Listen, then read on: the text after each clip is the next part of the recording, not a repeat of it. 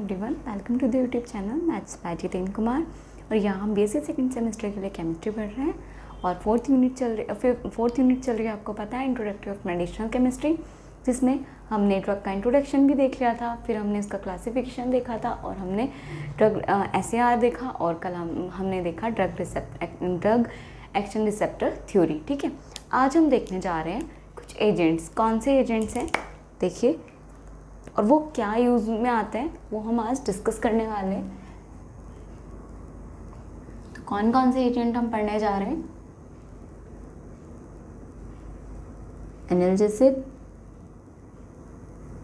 Analgesics और कौन सा पढ़ेंगे? एंटीपायरेटिक्स और एंटी इन्फ्लामेटरी।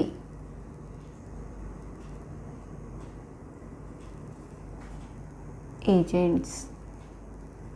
ठीक है, तो आज हम पढ़ने जा रहे हैं analgesics, antipyretics, anti inflammatory agents. क्या होते हैं ये analgesics, antipyretics, anti inflammatory agents? ये एजेंट्स क्या होते हैं? तो ये है आपकी मेडिसिन, ठीक है, ड्रग्स आपके। और किस काम में आते हैं आपकी मेडिसिन और ये ड्रग्स? तो आपका जो एनाल्जेसिक्स है वो यूज में आता है आपका यूज्ड टू रिड्यूस पेन। अगर आपकी बॉडी में पेन हो रहा है तब आप एनाल्जेसिक्स ले सकते हैं। इसको पेन रिड्यूस के काम में हम यूज़ करते हैं। ठीक है, पेन रिड्यूस के काम में हम लेते हैं। और एंटीपायरेटिक्स का यूज़ कहाँ होता है? तो it is used to reduce. क्या रिड्यूस करने के लिए यूज़ करेंगे इसको? फीवर। ठीक है, फीवर।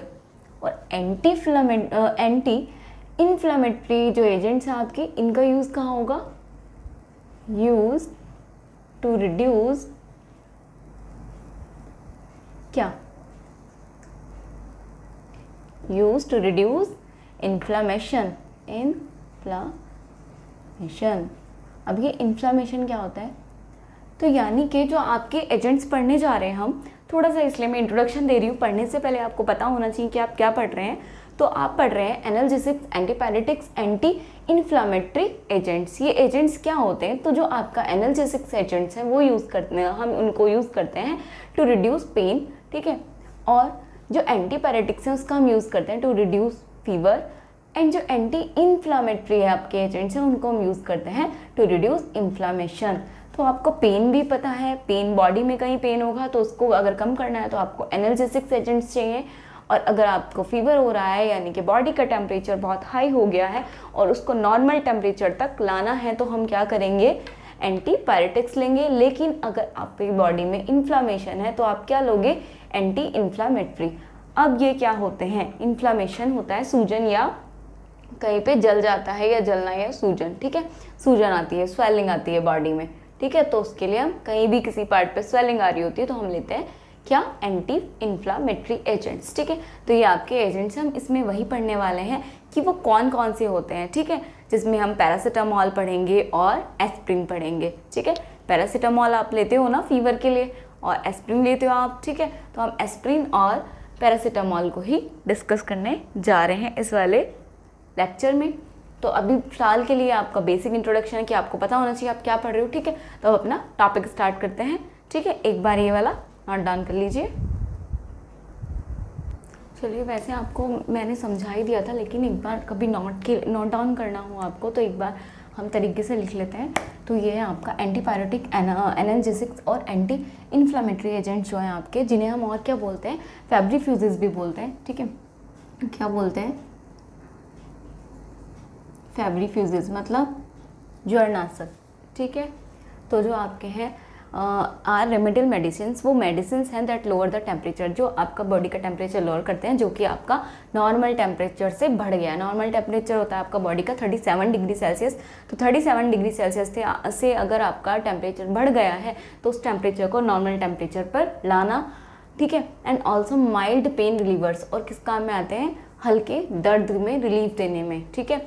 तो हमने वो लिखा भी है, पेन किलर भी है, फीवर के लिए भी लिखा है, और हमने सूजन के लिए भी लिखा है। तो वो सब हमने यहाँ पे पॉइंट्स में लिख दिया। फिर इन्होंने बोला है कि अगर हम इसको मेडिसिन की पर्पज़ से देखें, बॉडी पे कोई इफेक्ट हो रहा है या नहीं हो रहा है, चिकित्सीय पर्पज़ से अगर हम देखें तो इन थेराप्यूटिक डोसेज, ठीक है, जो आपका मेडिसिनल डोसेज हैं, these do not have any effect on normal body, normal body पे कोई इफेक्ट नहीं दिखाएंगी, ठीक है। अगर नॉर्मल बॉडी है हमारी, हमने ये ले ली है, तो इस पर कोई इफेक्ट नहीं दिखाएंगी, कोई साइड इफेक्ट नहीं होगा body temperature, and have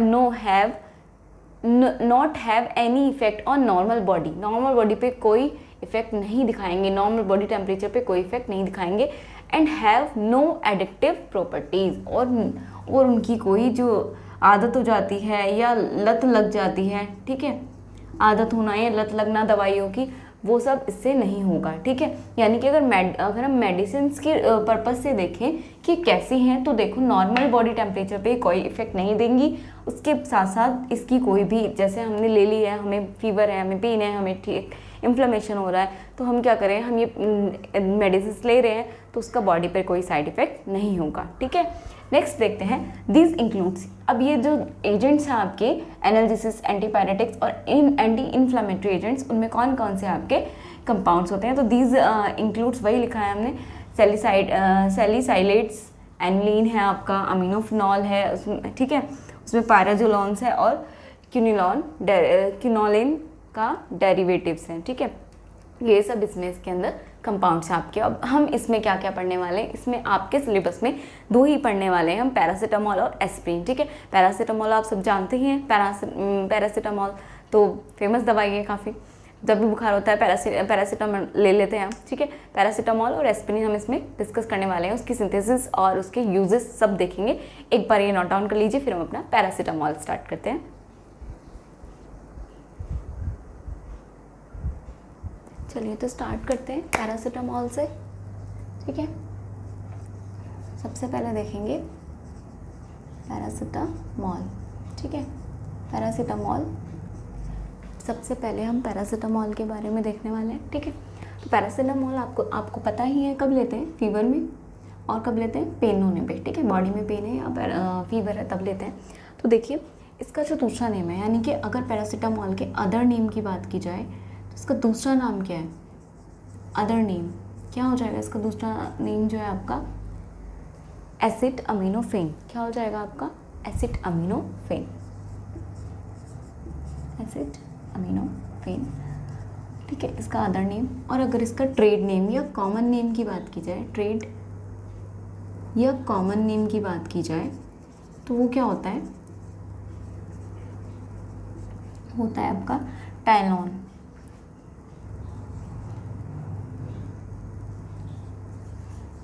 Tylenol, ठीक है, और ये एल है आपका टाइलेनॉल। अब देखते हैं नेक्स्ट अदर नेम, अगर इसका अदर नेम देखें तो एसिटामिनोफेन, और ट्रेड नेम या कॉमन नेम देखें तो क्या हो जाए इसका, टाइलेनॉल, ठीक है। अब नेक्स्ट देखते हैं इसका क्या देखेंगे, इसका IUPAC नेम, ठीक है, क्या देखेंगे इसका IUPAC नेम। अगर IUPAC नेम देखेंगे तो क्या होगा, तो अभी मैं आपको स्ट्रक्चर ड्रॉ करवाऊंगी, तब उसके अकॉर्डिंग हम इसका नाम देखेंगे।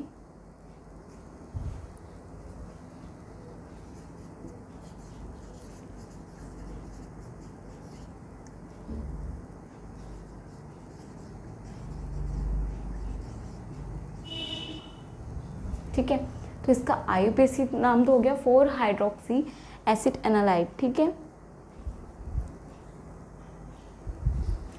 और इसकी अगर हम फॉर्मूले की बात करें तो इसका फॉर्मूला क्या हो जाएगा, C8H9NO2, ये इसका फॉर्मूला हो जाएगा। और H कैपिटल बना लीजिए और यहाँ पे I लगा लीजिए, ठीक है, इसका फॉर्मूला ये हो जाएगा। और अगर इसकी स्ट्रक्चर की बात की जाए कि इसकी स्ट्रक्चर कैसी होती है, तो भाई ये होती है बेंजीन रिंग पे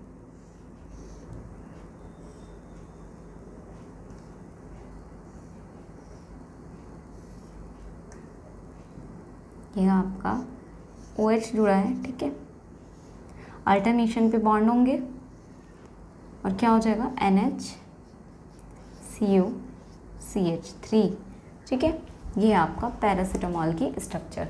ठीक है, तो ये हमने पैरासीटामॉल के बारे में पढ़ लिया, अदर नेम भी पढ़ लिया हमने इसका, और फिर हमने इसका ट्रेड नेम भी देख लिया, और इसका IUPAC नेम भी देख लिया, फॉर्मूला भी देख लिया, और इसकी स्ट्रक्चर भी देख ली। अब बात आती है सिंथेसिस और यूजेस पर।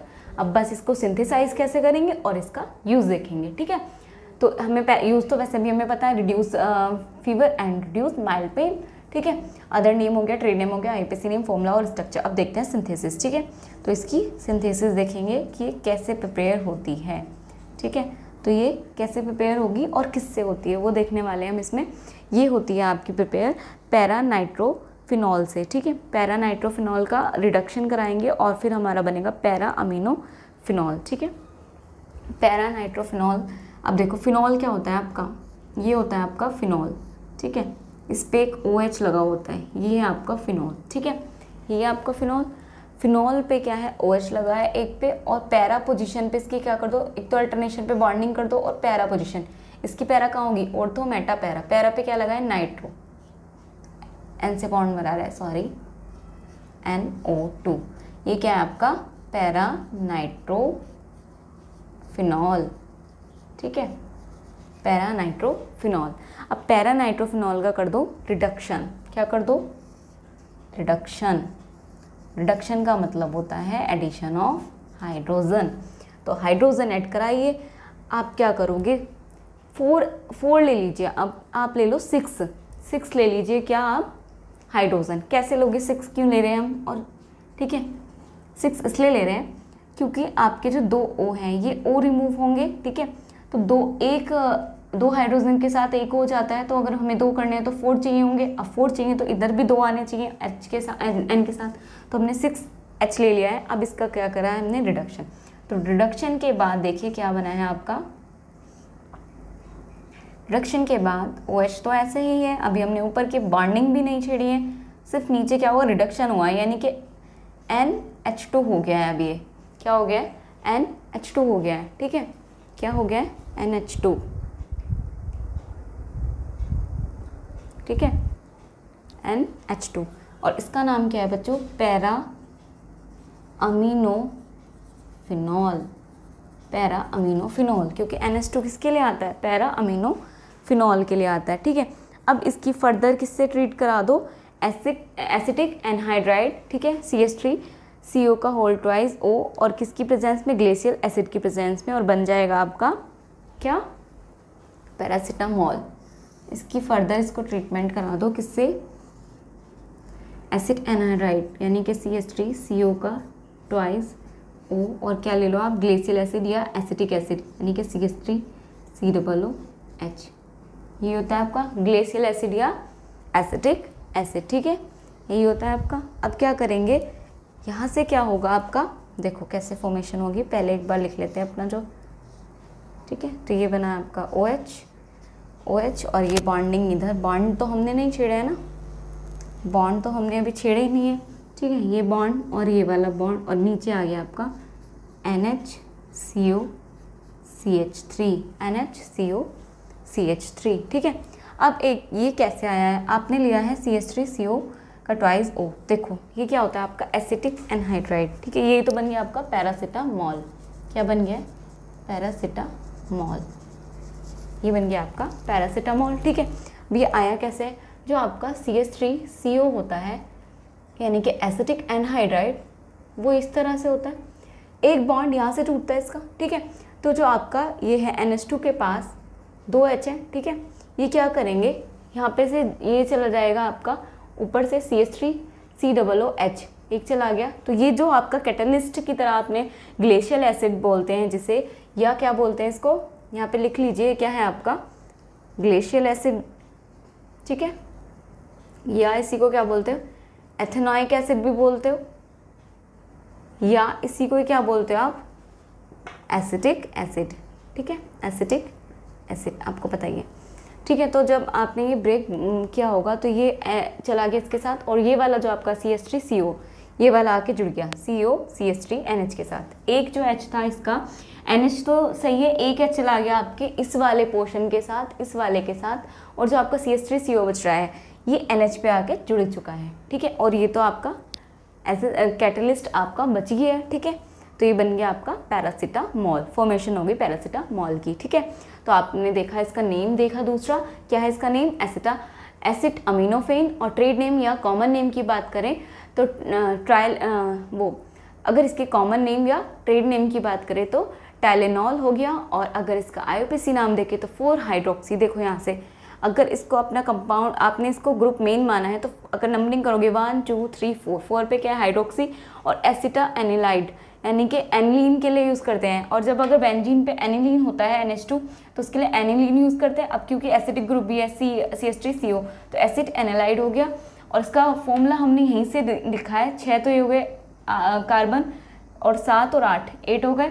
अब हाइड्रोजन देखें तो 1 हाइड्रोजन 2 और 3 हो गए 5 और 1 6 7 8 9 हो गए NO2। N देखो आप एक ही है और O देखो एक इधर है और एक इधर है। तो हमने इसको बस कलेक्ट करके लिख दिया कौन कौन से इसमें एलिमेंट्स हैं, स्ट्रक्चर हमने ड्रॉ कर ली, सिंथेसिस हमने देख लिया। इसका किससे बनाएंगे, पैरा नाइट्रोफिनॉल से बनाए, यानी कि फिनॉल आपका है नाइट्रो, उसके पैरा पोजीशन में नाइट्रो ग्रुप जोड़ दो, रिडक्शन कर दो उसका तो पैरा अमीनोफिनॉल बनेगा। और उसका सिंपल ट्रीटमेंट कर दो किससे, एसिटिक एनहाइड्राइड से, किसकी प्रेजेंस में, in presence of glacial acid या एथेनोइक एसिड या एसिटिक एसिड, तो वो देगा आपको पैरासीटामोल, ठीक है। अब ये बन गया है। अब आप इसके यूजेस देखेंगे, बस हम इसके पैरासीटामोल के यूजेस देखेंगे, जल्दी से एक बार नोट डाउन कर लीजिए, फिर नेक्स्ट चलते हैं यूजेस की तरफ।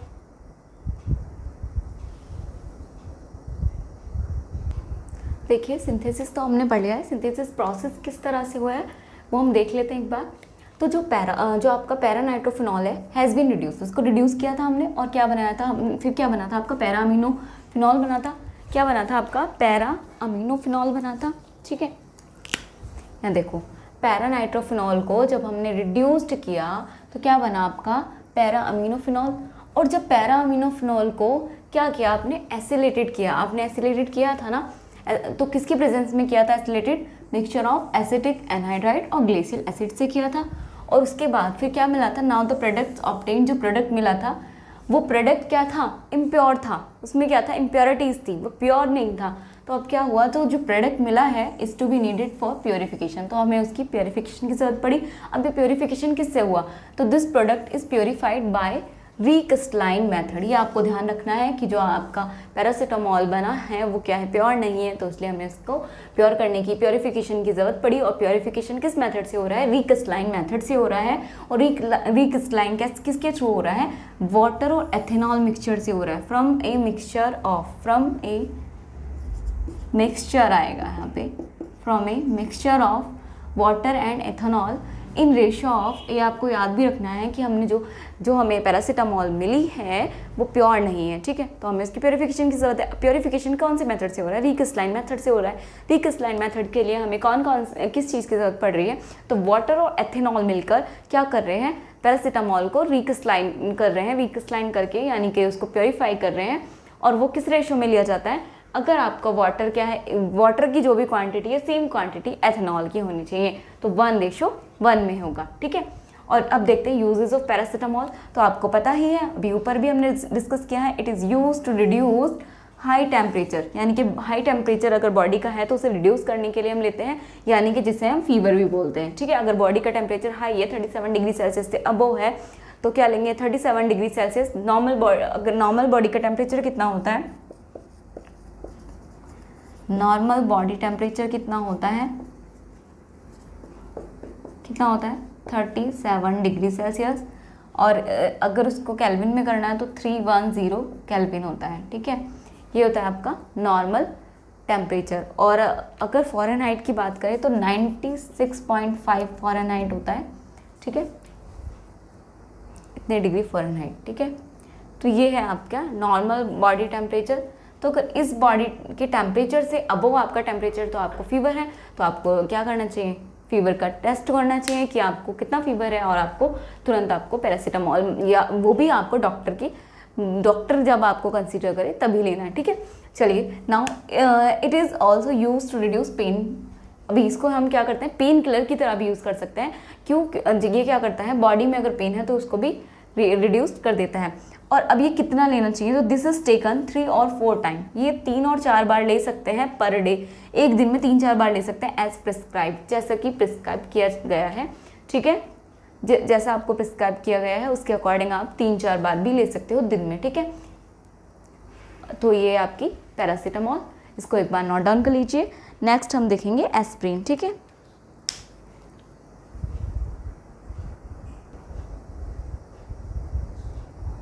चलिए नेक्स्ट स्टार्ट करते हैं अपना एस्प्रिन, ठीक है। नेक्स्ट अपना स्टार्ट करते हैं एस्पिरिन, ठीक है। तो पैरासीटामॉल तो अब आपको अच्छे से आ ही गया होगा। नेक्स्ट हम अपना स्टार्ट करने जा रहे हैं एस्प्रिन।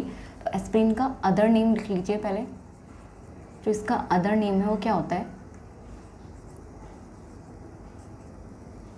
इसका होता है एसिटिल सैलिसिलिक एसिड, ठीक है। और अगर इसके कॉमन नेम या ट्रेड नेम की बात की जाए, कॉमन या ट्रेड नेम, तो वो क्या होता है, बेयर एस्प्रिन ही बोलते हैं इसको, ठीक है। नेक्स्ट अगर इसके IUPAC नेम की बात की जाए, IUPAC नेम, अगर इसके IUPAC नेम की बात की जाए तो IUPAC नेम होता है इसका 2-एसिटिल ऑक्सी बेंजोइक एसिड,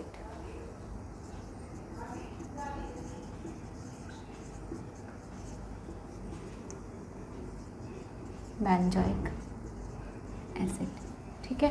क्या होता है इसका other name, two acetyl oxy benzoic acid, और इसका दूसरा भी नेम होता है इसका एक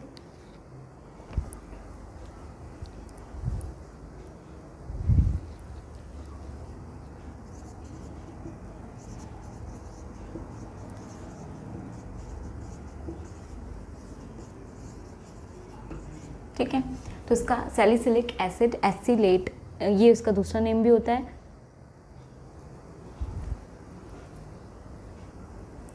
और एक और नेम होता है इसका,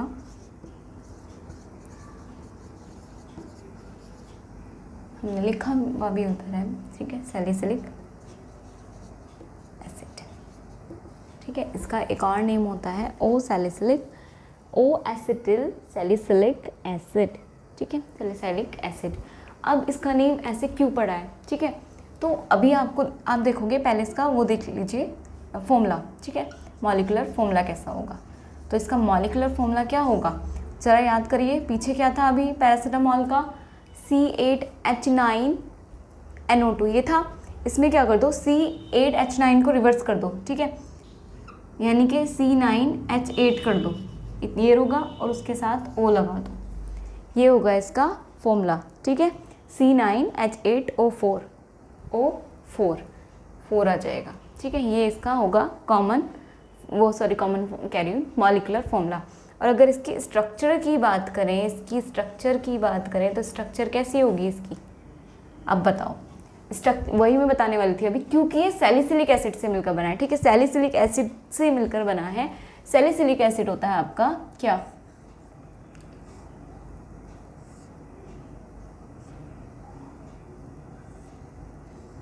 ठीक है, सैलिसिलिक एसिड होता है आपका, ये होता है आपका सैलिसिलिक एसिड, क्या होता है आपका ये, ठीक है। अब क्योंकि ये सैलिसिलिक एसिड से मिलकर बना है, अभी देखना है स्ट्रक्चर इसकी, ये है इसकी स्ट्रक्चर,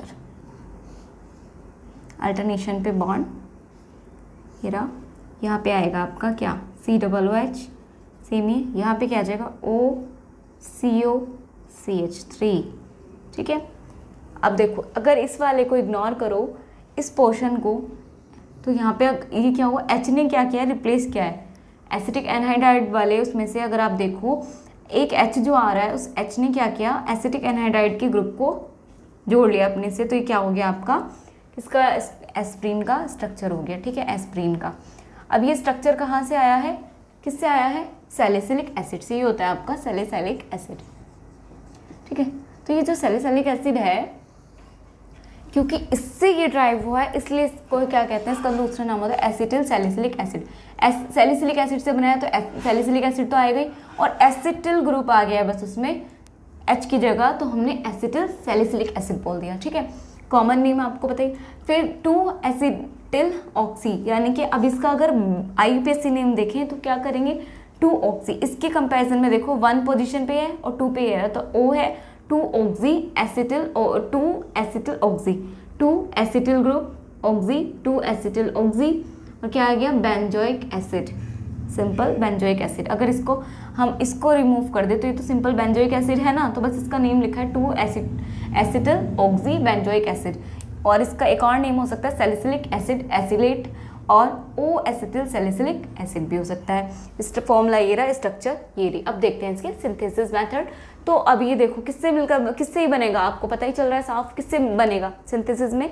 एस्प्रिन किससे बनेगा, पैरासीटामोल बना था किससे, पैरानाइट्रोफिनॉल से। अब ये किससे बनेगा आपका सैलिसिलिक एसिड से, ठीक है, सैलिसिलिक एसिड से। एक बार नोट डाउन कर लीजिए, फिर सिंथेसिस और यूजेस देखते हैं इसके।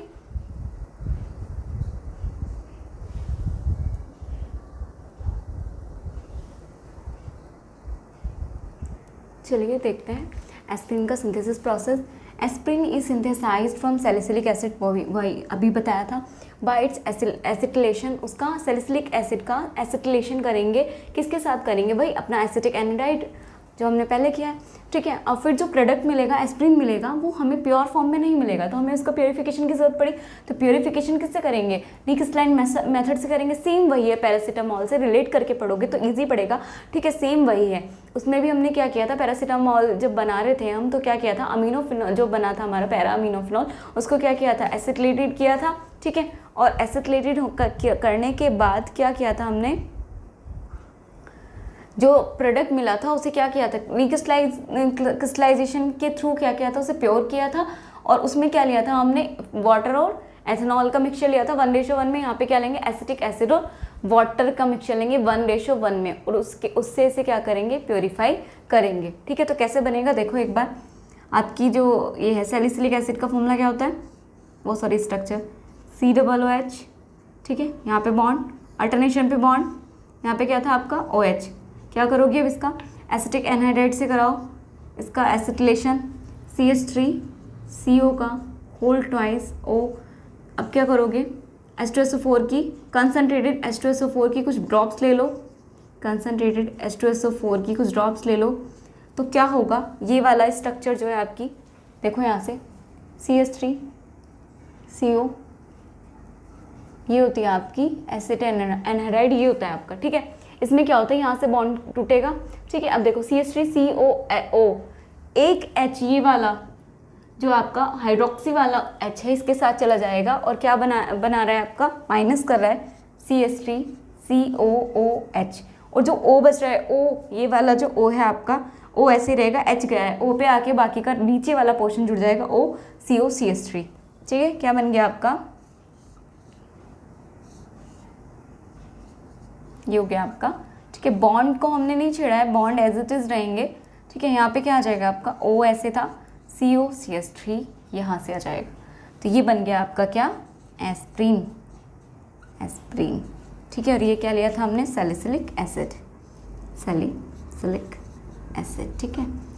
और ये आपका था एसिड एनहाइड्राइड, ठीक है, एसिड एनहाइड्राइड, ठीक है, एसिड एनहाइड्राइड। और ये निकला है क्या है आपका, एसिटिक एसिड,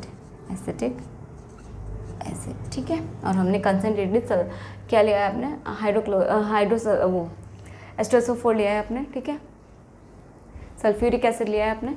तो सल्फ्यूरिक एसिड की कुछ ड्रॉप्स उसकी प्रेजेंस में क्या होगा आपका, एसिटिलेशन होगा सैलिसिलिक एसिड का, और आपको मिल जाएगी एस्प्रिन। लेकिन वो प्योर नहीं होगी तो उसकी प्योरीफिकेशन की ज़रूरत पड़ेगी, और प्योरीफिकेशन होगा आपका रीक्रिस्टलाइन मेथड से, और उसमें हमें मिक्सचर की ज़रूरत पड़ेगी बेंजीन की, और एसिटिक एसिड और वाटर को लेंगे 1:1 में, ठीक है। उसके थ्रू इसको प्योरीफाई कर लेंगे। तो ये था आपका सिंथेसिस प्रोसेस, एक बार नोट डाउन कर लीजिए, देन हम देखेंगे यूजेस ऑफ एस्प्रिन, ठीक है। अब देखते हैं कि जो एस्प्रिन है उसका यूज़ कहाँ कहाँ होता है, ठीक है। यूजेस ऑफ एस्प्रिन, तो aspirin is used as antipyretic. ये क्या करता है, एंटीपायरेटिक के लिए की तरह भी यूज़ कर सकते हैं, मतलब फीवर के में भी यूज़फुल है, और एंटी इन्फ्लामेटरी, यानी कि आपका जो कहीं स्वेलिंग आ रही है वहाँ पे, कहीं जॉइंट्स होते हैं बॉडी में, जितने जॉइंट्स होते हैं कभी कभी स्वेलिंग आ जाती है वहाँ पर, ठीक है, तो उसके लिए भी यूज़फुल है। और एंड एन एनाल्जेसिक जैसे इन हेडेक, और किसके लिए है, पेन रिलीफ में भी देती है, हेल्प करती है। कौन से पेन रिलीफ, हेडेक हो सकता है, ठीक है। अब जैसे यहाँ पे इसको, इसी टर्म को मैंने यहाँ पे एक्सप्लेन किया है कि aspirin is use to reduce fever, वही बात है, टू रिड्यूस माइल्ड पेन, ठीक है, माइल्ड पेन फ्रॉम हेडेक। अगर हेडेक हो रहा है तो हमें क्या करते हैं, हम एस्प्रिन ले लेते हैं तो हमें रिलीफ मिल जाता है। या जो आपका मेंस्ट्रुअल पीरियड्स के टाइम पे जो पेन होता है, हम तब भी एस्प्रिन ले सकते हैं, ठीक है। आर्थराइटिस में हो सकता है, ठीक है, टूथेक्स हो गया, मसल्स एक्स हो गया, तो इन सब पेन रिलीफ में भी हमें यूजफुल है aspirin. Aspirin is also use to prevent heart attack in people. अब जो एस्प्रिन है वो क्या करता है, हार्ट अटैक को भी रोकता है पीपल में। कैसा होता है कि कुछ लोगों को पहले हार्ट अटैक हो चुका होता है, ठीक है, तो जब उन्हें हल्का सा भी पेन होता है चेस्ट में, और चेस्ट में पेन कब होता है, वो तब होता है जब हार्ट को हमारे प्रॉपर ऑक्सीजन नहीं मिल पाता, वो प्रॉपरली वर्क नहीं कर पाता, तो हार्ट में पेन होने लग जाता है, जिसका एक संकेत होता है कि हार्ट अटैक आने की पॉसिबिलिटी है। तो हम क्या कर सकते हैं, इमीडिएटली एस्प्रिन ले सकते हैं, ठीक है। अब नेक्स्ट है हमारा एस्प्रिन की कितनी डोज लेनी चाहिए, तो इसको हम लेते हैं क्वांटिटी वाइज, ठीक है। तो अब ये 300 to 650 mg लेनी है हमें, इन एवरी 4 आवर ले सकते हैं, ठीक है। और ये भी जैसा डॉक्टर प्रिस्क्राइब करे उसके अकॉर्डिंग लेते हैं, ठीक है। तो ये थी आपकी यूजेस ऑफ एस्प्रिन। तो आज हमने देखे analgesics, antipyretics, anti inflammatory agents, ठीक है, ये हमने तीनों पढ़े। उसके अंदर हमने पैरासीटामोल और एस्प्रिन को देखा, ठीक है। एस्प्रिन इन तीनों का काम करती है, जबकि पैरासीटामोल पेन रिलीफ करता है और फीवर रिड्यूस करने के लिए लेते हैं, जबकि एस्प्रिन क्या है, क्या टू रिड्यूस पेन और टू रिड्यूस फीवर और टू रिड्यूस इन्फ्लेमेशन, तीनों के काम में आता है, ठीक है। तो ये दोनों आपने देखा, पैरासीटामोल और एस्प्रिन क्या है, वो एनाल्जेसिक्स, एंटीपायरेटिक्स और एंटी इन्फ्लेमेटरी एजेंट्स है। अगर आपके एग्जाम में इन पर लिखने के लिए आता है तो आप इन दोनों को एक्सप्लेन कर सकते हैं, ठीक है। इन तीनों एजेंट्स के बारे में मैंने आपको बता दिया है सब कुछ। अब हम नेक्स्ट कल स्टार्ट करेंगे, ठीक है, आगे का लेक्चर। आज के लिए इतना, नेक्स्ट कल स्टार्ट होगा एंटीबायोटिक्स, कल स्टार्ट होगा एंटीबायोटिक्स। तो आज की क्लास में इतना ही, थैंक यू।